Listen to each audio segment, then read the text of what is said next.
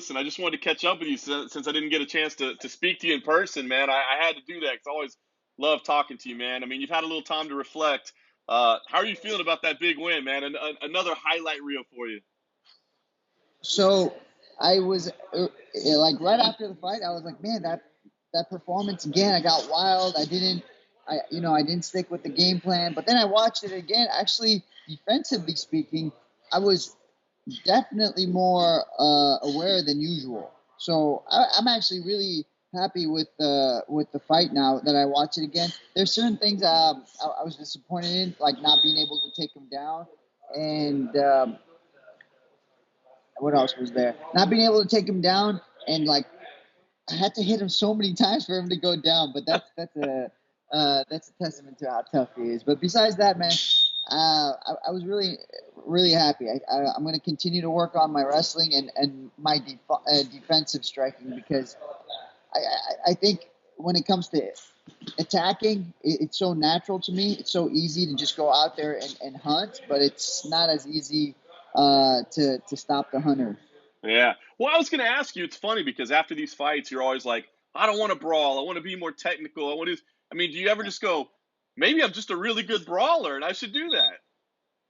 Like it's there. I know it's there, but and I don't want to get rid of it completely. I wanna control that so it works for me. Because for example, I don't know what God wants from me. Maybe I'll retire in like 2 years. Maybe I'll retire in like 10 years. I don't put a number on it, you know. But if I have to retire later on, I can't be getting in a brawl every fight. It's just not.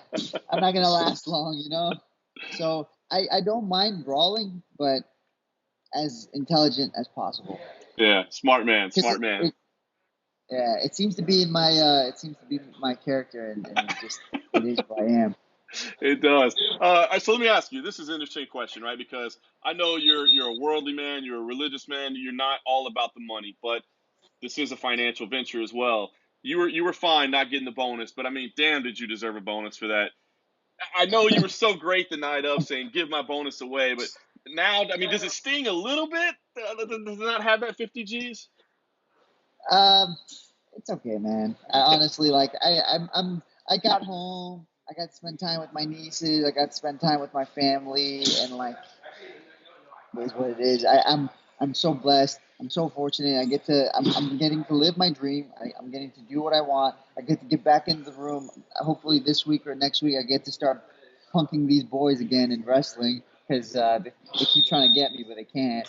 And man, that's it. What else do I want? Like, if I had more money, like, what am I gonna do? Like, there's nothing else I'm gonna do with more money. I do everything that I want right now.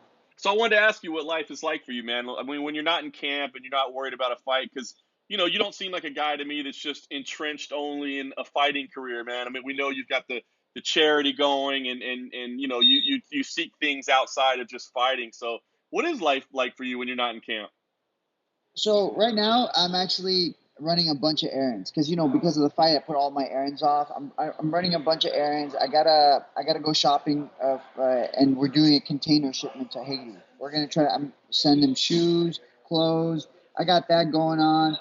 My wife wanted me to do backyard stuff, so I just went and pulled out the weeds and I started like I get drenched every time I get back out. I get out there, so I was like in my underwear, just like digging holes and pulling weeds. What else is there? Been spending time with my nieces, which is my favorite thing to do. Yeah, man. And then, and I want to travel to Haiti, so I was hoping to go to Haiti in the next couple of weeks. But Ali calls me and he's like, "Hey, chill out. We might get another fight short notice. You don't know." I was like, "What do you mean? I either have a fight or I don't have a fight." He's like, "Well, we're trying. We're talking about this guy, Charles Oliveira." I'm like, "Well, is it real or is it not real? Like, I want to know." So right now I'm like stuck in this weird limbo place. I don't know if it's happening or it's not happening, but supposedly I'll get an answer in the next couple of days. Hey, that's a good fight, man. That gets me excited. You like that one? I I love that fight. I think Charles is a great fighter. I think he's so well rounded, and what an opportunity! Like, I've been wanting to fight someone in the top 10, and he's number 6, I believe. So this Yeah. is incredible for me. Yeah. if that happens, I'm guessing probably it'd be in Abu Dhabi. It'd probably be during the Fight Island stretch, I'm guessing. Do you know? And is that okay with you to make that trip over there? Yeah, I mean, for for that fight, whatever it takes. I hope it's not September because it's a little bit quick, but I can do October or September. I'll do it. Interestingly enough, once I get home and I just start eating junk food, my weight will actually go down. I think What? because of the stress. Yeah, yeah, yeah. Only for a little bit though. It's not like one of those things where it just comes off forever. My weight will go down because all the stress I've been containing. Food is like one of the best ways to relieve your stress. So when I eat junk food, my stress starts to go down, and I've been losing weight. I woke up this morning around 175, and I was shocked. Wow. So the weight miss, I guess we should address it. I mean, it's not like it's a habit in your career, but basically from your quotes, I just gathered that the protocol it messed with you a little bit, messed with your routine a little bit. Yeah. So one, the tub was small. In my bathroom, and the bathroom normally I'll turn into a sauna itself as well. I'll turn on all the hot water. I'll turn on the blow dryers, and it'll be like a steam room plus the bath. I couldn't do the steam room part, so and that little box they give us, that portable sauna they give us, just doesn't work for me. I I don't heard it's lose any bad. I weight heard in it it. doesn't work. Yeah, so I was doing just that, and I did a workout. So I woke up at 5 a.m. I did a workout for about 75 minutes exactly. I finished the workout. I lost 6 pounds. I had 12 pounds to lose total. I was just water loading. So I lost 6 pounds, and then I jumped into the bath. I jumped in the bath, not having the my the what's it called, the sauna steam room part. It was taking me longer. I did more rounds in the bath, and I only lost 4 pounds. I had another 2 pounds to lose, and I jumped into the bath for another hour, and I only lost point 0.4, and it was like not happening. So I asked the UFC, hey, can I go to the sauna at the Performance Institute? And they basically just said no, and they said it's because of the UFC protocols, and Yeah. I said, well, okay. And then when we got to the show, I think everybody was in such a rush, they didn't even tell me I can have another hour after weigh-ins. So like Oh I wow. So I, maybe I, you think you I, could have done it? I think so for sure. Like it wasn't like I was dying. I needed 45 minutes in the sauna, and I would have been on weight. Maximum 45 minutes. For 2 pounds, I think anywhere between 30 to 45 minutes, I would have been on weight. Wow, that's frustrating. Well, I mean, listen, it happens, and I know it's not a pattern for you. I did want to ask you too about that spinning back fist. Did I read a quote that you said somebody was playing with you on the video game, and they said you're pretty good on the video game with the spinning back fist? Bro, I can send you a screenshot of the entire conversation. His name is Billy. He's 13 years old, and he loves video games. So he starts messaging me the week of the fight, and he's like, hey, you should do spinning back fist. You're really good at it. And I was like, I'll think about it. Literally, what I said to him is, I'll think about it. And there you go. That was the fight. I jumped into the fight with a spinning back fist. Did And it cross your mind? Did that conversation cross your mind in the middle of the fight? no, no, I just saw him. I just saw him bleeding on the side of his eye. So I'm like, he can't see me well. So let me throw a spinning back fist, because I'll throw the jab and to to make him look at the jab, and then I'll spin. And fortunately for me, when I threw the jab, he was looking to counter, but I threw the jab from a far distance. He tried to counter, and in the counter, I hit him with the spinning back fist. He Yeah. was trying to hit me with the cross. So afterwards, I just remembered it. I was like, oh my gosh, Billy was asking me to throw a spinning back fist. So maybe, subconsciously it was there. It was wild, man. I'll send you the screenshots, man. Has he been gloating? Has he been texting you since? Be like, I told you, bro. He's, I went to lunch with him. I was like, bro, you, it's all yours. You can take all the credit you want. That's phenomenal, man. So hey, I gotta ask you, Rafael Cordero's been training Mike Tyson a little bit. Are you gonna jump in there and train with Mike Tyson, or is that a dude that you don't want no part of? I mean, if I can just go and watch, I would. I would take advantage. Obviously, that's a private training, and I know Marvin and Fabricio went to watch one time. I don't know if they're gonna ask me to spar with them. Obviously, I don't move like Roy Jones Jr. But if it's Mike Tyson, honestly, whatever they ask of me, I'll be like, sure, whatever you guys want. You have to understand. And like for me, just to go and sit there and just be a fly on the wall would be enough. I don't need to go there and spar or like just kind of just absorb it, enjoy the moment kind of thing. It doesn't always have to be about me or me helping. And sometimes it's just enjoying it, and that's what I would want to do. It would be cool just to watch, wouldn't it? I mean, he's that much of a legend. Just to watch him train would be amazing. The way he rotates his body, my strength and conditioning coach, he literally wants like that's all we work on. One of the reasons why my power has gone up is because he tells me, hey, you don't rotate that well. And I'm like, okay, well, what do we got to do? He's like, well, we're going to go through all these exercises and things like that. But the way Mike Tyson rotates is it's not natural. You don't see any other fighter rotating like that. So, and I think that's where a lot of his power comes from, and his movement too. So you'll see him move side to side with his rotation of his body, and just to be able to watch that for an hour and a half, it would be so cool because man, who knows what you're gonna learn.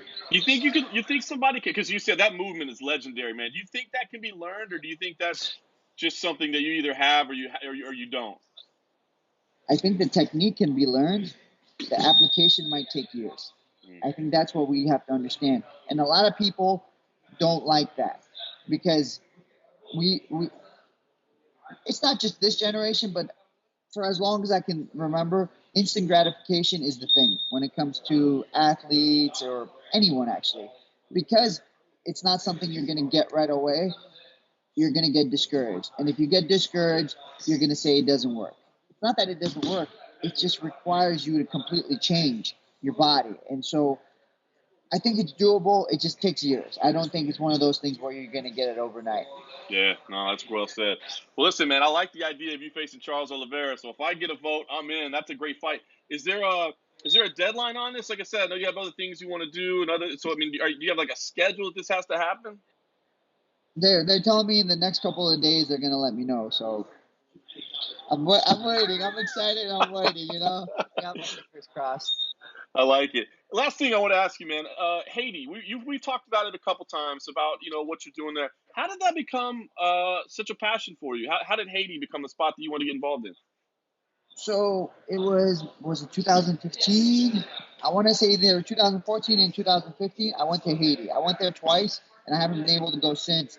But I went there and with our church, and I met a guy named Leo, Pastor Leo. He has a church out there, and he kind of walked us through his area, Cap Haitian, and the village area. Not a village, but it's kind of in the mountains. He kind of showed us what it was, and like he took me to a place, and he's like, "You see that place? You'll see kids going there."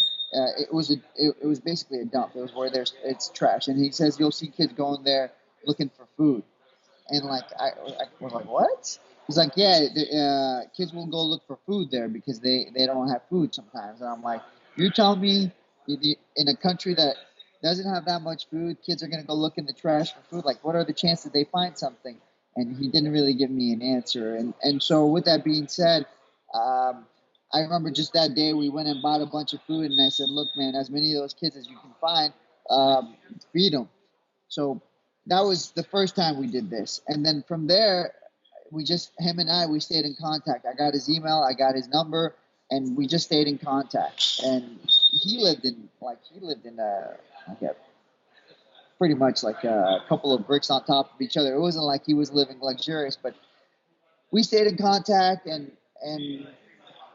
we started doing this feeding program, and I would send probably once a month or once every other month money for the feeding program, and he would send me videos of it, and it wasn't just feeding them physically, just food, but he was also feeding them spiritually. He started teaching them the Bible, started teaching them scripture, and so it went from a feeding program to a feeding program plus school. We ended up building a school in that area, which didn't cost much because they just tossed a couple of bricks on top of each other. They put out a good frame and all that stuff. We made sure it's safe and as much as we could in Haiti, and then all of a sudden it's a school, and now they got credited by Haiti as a school, which again doesn't take much because Haiti doesn't They just want their like $50 or $30, whatever it is for their registration, whatever you call it. So we started with the school, and then there was I think it was last year, end of last year. I was listening to a interview by a guy named Tim Ballard. He's got a Operation Rescue and Nazarene Fund, but he fights child trafficking and sex trafficking. And he was telling me how Haiti is, or not me, but he was telling the interviewer like Haiti is one of like it might be top three in child trafficking. Kids just go missing, and like that hit me hard. And as he's talking, I'm like, what can we do? And he mentions, oh, the way they do it is through orphanages. They set up these fake orphanages, Wow. and they just get the kid, like they get a bunch of kids there, and they basically sell them off. And then once they sell the kids, you don't know what happens. Like they just disappear. Kids are gone. So, I can't go out there and Wow. find every bad guy and beat the crap out of them, or castrate them, or whatever it takes to stop them. I can't do that. I don't have that ability. But I thought to myself, why don't we just don't give them the opportunity? So orphanage made sense to me. So I called Leo and I said, hey, I know you're doing a lot already. What do you think about doing an orphanage? She's like, bro, I've been praying for this for years. I would love to. So, and then March, the fight happened. I asked him in maybe January or February, and then March the fight happened, and then we're basically operational. We've been operational since May. We got about 18, 19 kids, and That's awesome. that's what it is. Yeah. So is there like can people help support this? I mean, is there like a foundation, or are you just doing this personally? So right now I have a couple of friends and myself. We're doing it through our church. I will. I gotta make the website and all that. I'm working on it. People will call out to me and they'll ask me like, how can we donate? I tell them, look, you can donate specifically to CCYL, Calvary Chapel, Yorba Linda, but you just need to make sure they know it's for Haiti, and then the money will go there. And as much as financially it's great, if you want to help personally, that'd be great too. One of my biggest things too is I want to send out missionaries there. I want to send out a lot of missionaries to Haiti and to spend time at the orphanage to learn how to do it and maybe start their own orphanages. Wow. That's another thing I would love to do. One is not going to be enough. Leo is not going to be enough by himself. So the more people I can get out there, the better. And yeah, so that's what I'm trying to do right now. I'm trying to figure out the website. I'm trying to figure out the kids right now. But little by little, it's all coming together. And what's crazy is not like I haven't had any like things to stop me. Nothing's gotten in the way. So it's incredible. That's awesome, man. Well, that's why I love talking to you, brother, man. You're always such an inspiration as a human being and doing things outside the sport. And hey, man, you're ranked again. You know what I mean? You're making the way. This would be a huge fight if it comes together. So what's the plan, man? I mean, I know you got ideas outside of fighting, but give me the plan, in the fighting career right now. Yeah, let's talk about fighting. I mean, God, this is what God put me on this earth to do. He gave me talents, and this is my job. I'm grateful to have this job. I think if I fight Charles and he's number 6, and if I perform dominantly, I won't be 6. I'll be number 5. That puts me top 5 in the world. Then I'm in the so-called elite of the lightweight division. I think one more fight from there, a guy like Tony Ferguson, a guy like Dustin Poirier, puts me at the title. So this could be a pivotal moment in my career, and how I respond to it is everything.